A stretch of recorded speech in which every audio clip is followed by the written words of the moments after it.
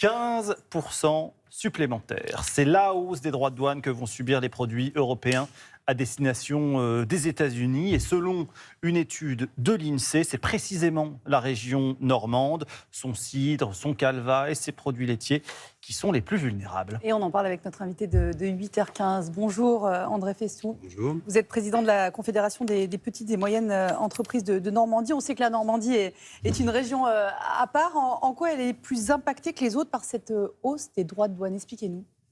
Donc la région Normandie aujourd'hui, c'est 10% des exportations qui vont vers les États-Unis. C'est-à-dire que c'est le premier pays contributeur à l'exportation en Normandie, hors Union européenne.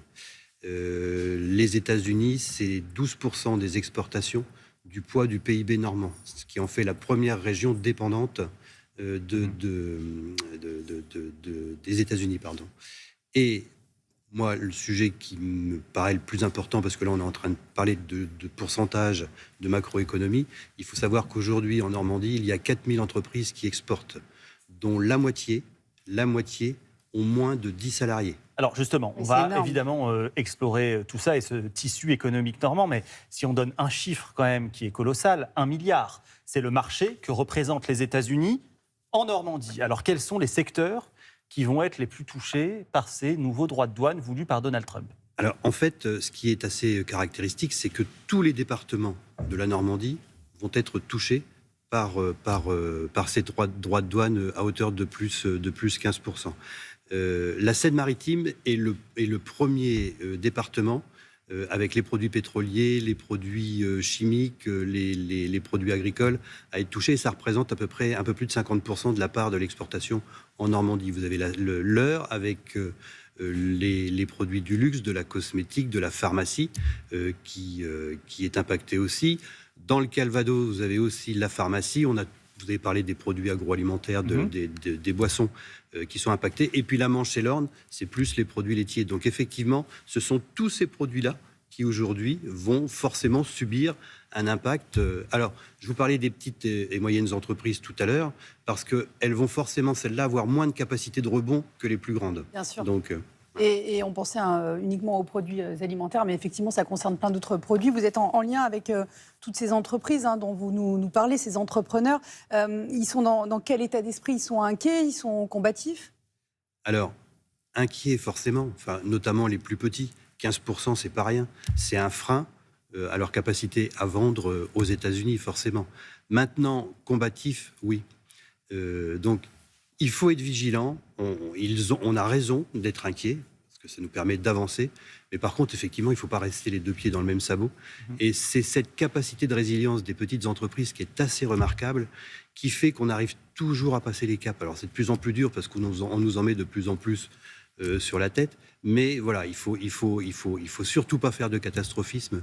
Et nous, Confédération des petites et moyennes entreprises, être à leur côté justement pour leur aider, pour défendre les intérêts, pour qu'ils puissent passer ce cap. Sans faire de catastrophisme, on peut essayer de se projeter un peu, donc ne noircissons pas le tableau, mais qu'est-ce que vous craignez?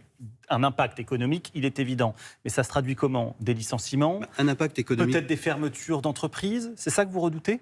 Alors, forcément, un impact économique quand on parle de petites structures. Ouais. Si effectivement, à un moment donné, il y a moins de capacité à produire, c'est forcément l'emploi qui va être touché.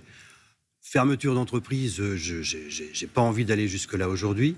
Encore une fois, il faut pas non plus tomber dans quelque chose de négatif, mais il y a forcément des impacts. Et quand on sait qu'en plus, c'est tous ces licenciements-là des petites et moyennes entreprises qui est le plus grand plan social en France aujourd'hui, là oui, on a de quoi être inquiet. Et quand on parle de ces entreprises-là, on parle de petits territoires, de zones rurales, sur lesquelles les 15-20 salariés, c'est déjà important pour un territoire comme celui-là. C'est ce que j'allais vous dire, ce sont des entreprises qui font vivre des villages entiers. Parfois, ce n'est pas juste une entreprise qui ferme, c'est quoi? C'est toute une économie locale qui peut être déstabilisée. C'est aussi pour ça que j'insiste, il faut bien séparer capacité de rebond des grandes entreprises et des ETI, et les plus petites qui, forcément, elles auront plus de mal à se relever de ça. On sait que les États-Unis et la Normandie ont un lien économique, on l'a compris, mais pas seulement. Il y a un lien historique, il y a un lien sentimental, d'une certaine manière. Est-ce que vous pensez qu'il peut y avoir une exception ou pas? Une exception. Une exception, que ces droits de douane, peut-être, ne s'appliquent pas à la Normandie, que certains secteurs soient suffisamment puissants pour peser et contrecarrer la volonté de Donald Trump. Est-ce que vous pensez que c'est possible? Excusez-moi, ça me fait rire, mais non, pas du tout. Non. Il n'y a pas de raison, effectivement. Inenvisageable, inextricable. Bah, moi, je ne le pense pas. Alors, déjà, on a une possible exonération sur les spiritueux. Voilà. Donc ça, c'est déjà pas mais mal. aussi sur l'aéronautique, qui sont malgré tout deux secteurs importants de l'exportation de la Normandie vers les États-Unis. Est-ce qu'il peut y avoir d'autres exceptions qui vont se négocier? Moi, je n'y pense pas. C'est juste. Enfin, pour moi, c'est impossible. À quel titre? Juste sentimentalement? Non. Je n'y crois absolument pas. Merci beaucoup, André Festou.